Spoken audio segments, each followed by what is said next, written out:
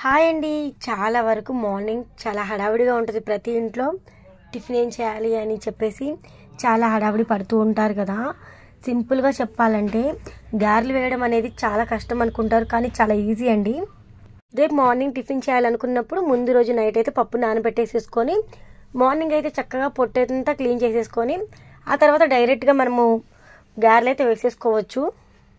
Stove on చేశానో లేదో ఇలా ఆయిల్ పోసాను. ఆ తర్వాత ఒక్కొక్క గారె అలా వేస్తూ ఉంటే ఆ స్మెల్కి మా వాళ్ళందరూ అయిపోయినాయి నాకు కావాలని క్యూ కొట్టారనమాట.